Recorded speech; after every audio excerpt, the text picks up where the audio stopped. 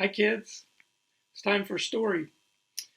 Today I'm at my home. This is our library at home. You can see the books behind me I read, and this is a chair I sit in often when I pray and read. We're not using the church, but we hope to get together again soon, and I hope to see you and we can do these stories in person. Well, today we have a story about God making a way for his people. Have you ever been in a situation where you felt stuck? You didn't know how to move forward. Maybe you were afraid to do what was in front of you. Well, this is about God's people after they left Egypt and were making their way to the promised land. It can be a little bit scary, but you'll see how God takes care of them. It's called God Makes a Way. Moses and God's people escaped out of Egypt and into the wilderness. They didn't know the way, but God knew the way, and he would show them. I'll bring you to a new home, a special land, God promised them. I will look after you. I am with you. And God sent a big cloud to follow them, a pillar of smoke stretching up to the sky. It moved in front of them as they walked and shaded them from the blazing heat of the day. And when it was time to rest, it stopped. All through the cold desert night, it kept them warm, glowing like a fire.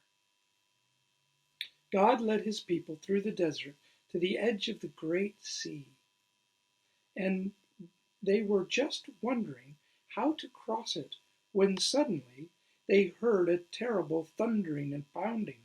It sounded almost like horses' hooves.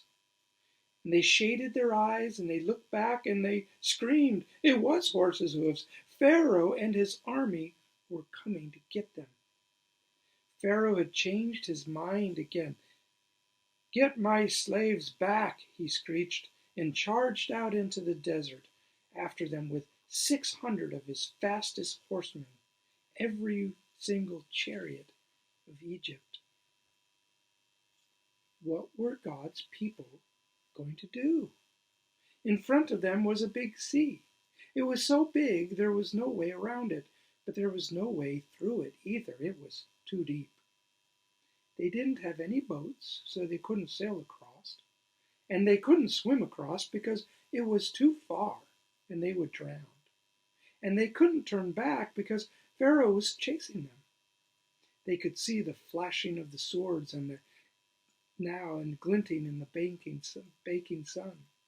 And the dust clouds and the chariot after scary chariot was surging towards them. They did the only thing that they knew to do. They panicked. "Oh, we're going to die," they shrieked. "Don't be afraid," Moses said.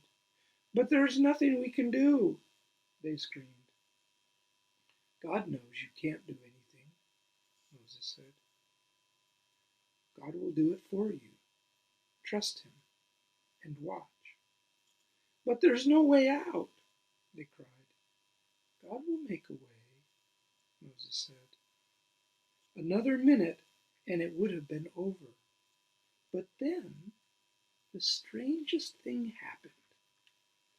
God made the pillar of smoke move. It moved behind his people and hid them from the Egyptians. Then God set a strong east wind to blow all night long. It blew the water on the big sea. It blew it to the left and it blew it to the right until it blew it into two towering walls of water.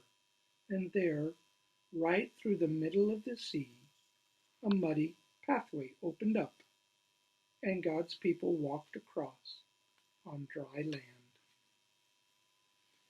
When the Egyptians tried to follow, the walls of water crashed back down on them and swallowed them up, and God's people were safe. They danced and laughed and sang and thanked God. When there had been no way out, God had made a way. Many years later, once again, God was going to make a way when there was no way.